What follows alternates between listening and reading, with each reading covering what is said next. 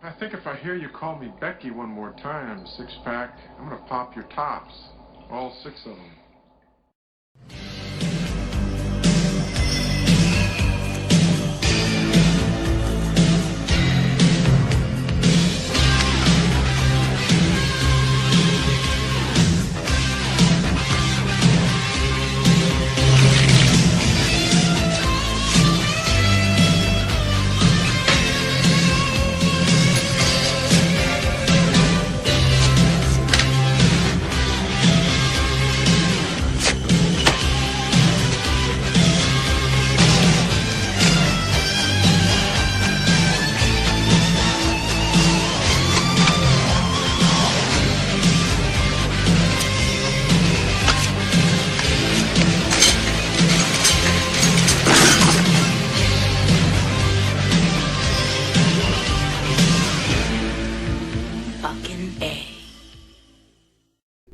Hey, this is Matt once again. We're about to another review. This time it is a review for Jasper. It's a Patreon review.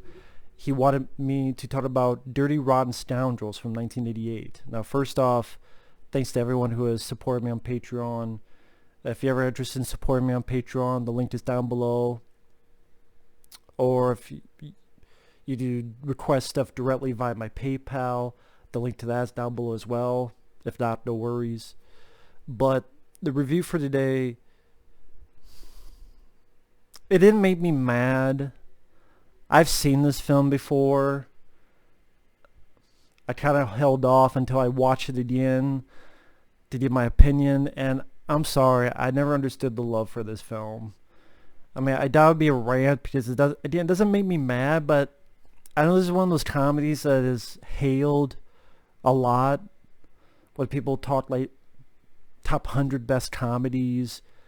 I don't get it. I've seen better Steve Martin films, whether it be The Jerk, Planes, Trains, and Automobiles, Bowfinger, LA Story. At least in my opinion, those are films I got more entertainment, more laughs out of. I've seen plenty of films I like more of Michael Caine. I'm not saying those two are bad in this movie, but this is a comedy I just didn't really find that funny. And it's directed by Frank Oz. I thought it was disappointing coming from him. When I first saw it, I still felt that way. And how do you review a comedy? Did it make you laugh or no?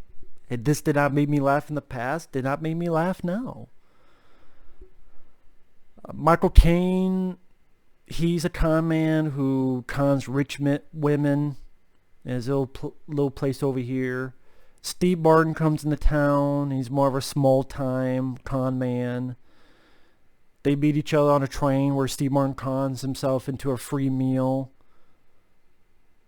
Michael Caine realizes he doesn't want other con men around his territory, so he has a couple of buddies, gets him in jail, cons Steve Martin into thinking he's a pal, gets him on a plane, and then Steve Martin realizes something's up, gets off the plane, and then realizes Michael Caine, what he's doing, so he wants Michael Caine to teach him. Steve Martin's like, teach me how to be like you, and to be more sophisticated, and go for the higher goals and the higher cons. And so that's what happens. Michael Caine teaches him a few things. This is this girl that's always now, because of a previous con, following Michael Caine, so he gets Steve Martin to help him out. Steve Martin pretends to be mentally challenged brother. One of the few moments I smirked at is when he's got this eye patch. He goes, may I go to the bathroom first? Sure. He makes a funny face and the girl's horrified. And then Steve Martin looks to Michael Caine, thank you. So you get the idea that he pissed himself. Not really, but again, it's a con. And then most of the plot is the two of them trying to con this lady played by, was it Glenne Headly? Yeah, Glenne Headly. Sadly, she's passed away. Yeah, she was not bad. Like, I don't think the acting is the problem. And Glenne Headly, she was in, I believe, Dick Tracy, among other stuff. She does fine in her role. And the con is who can get $50,000 out of her. So Steve Martin pretends to be a soldier in a wheelchair.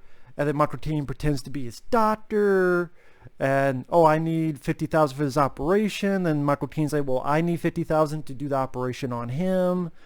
So you have scenes where Michael Caine smacking Steve Martin's legs. How about this? And Michael Caine, he keeps doing it. Steve Martin is not supposed to say anything.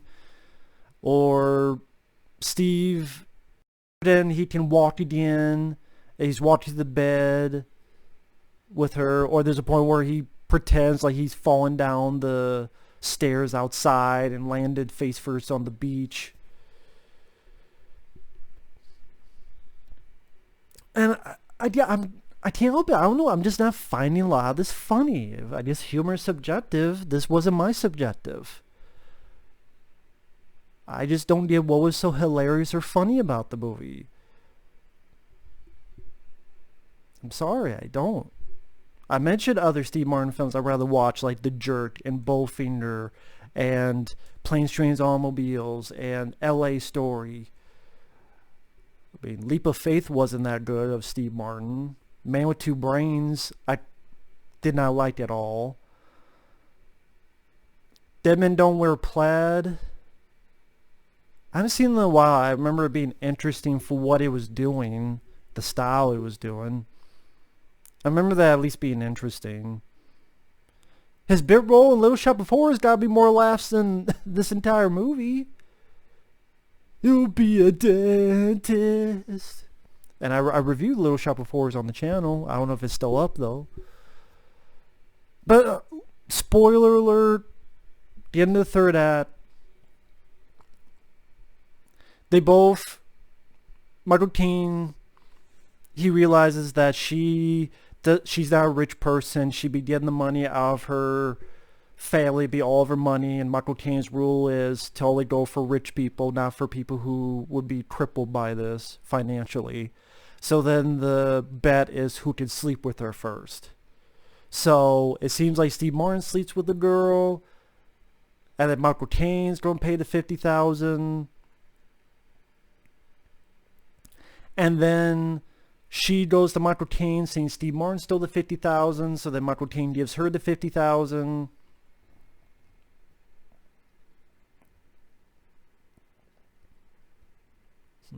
The $50,000 that she was going to give for the operation. So again, before Michael Caine could give it to Steve Martin, he gives it to her. Then Steve Martin comes out. He's had his clothes and wallet stolen, and they both realize they've both been conned. Which, okay, I'll give you that. That was a fun little twist that the two conmen were conned by this lady. And she played both of them, so she got the $50,000. She didn't have the $50,000. She stole $50,000 right out of Michael Caine's hands. And Steve Martin's pissed, and Michael Caine is just like, yeah, isn't she wonderful? That's the one moment I laughed, because of Michael Caine's expression, his realization of her proficiency of conning the both of them and him being so impressed by it. And then at the end she comes back and, you know, I conned millions of dollars last year, but your $50,000 was the most fun I had. And so she starts to use the two of them, and the three of them are going to do con jobs. So there you go. In a way, a happy ending. So yeah, it didn't make me mad in the fact that I like Steve Martin, I like Michael Caine. It was nice to see them. Even in the movie, I was indifferent. That's really the feeling I felt for the most part, indifferent. I would say indifferency, but I don't think that's a word. I don't know, I've seen other Frank Oz films. I mean, isn't Bowfinger directed by Frank Oz? I'd rather go watch that with Steve Martin than this. I don't know, this never got me. This never got me. Maybe it does for most people, and you feel free to explain. It's not a right or wrong answer. I'd be curious, what is about the movie you found funny? Please do. Of course, a lot of times I say that, and then no one does. Well, I shouldn't say no one. Rarely people do. But yeah, please do. I'm not going to get mad or angry about it. Feel free. Yeah. Dirty Rotten Scoundrels, just not my cup of tea. But with that said, hey, Thanks for watching. Take care. We'll see you guys later. Bye-bye.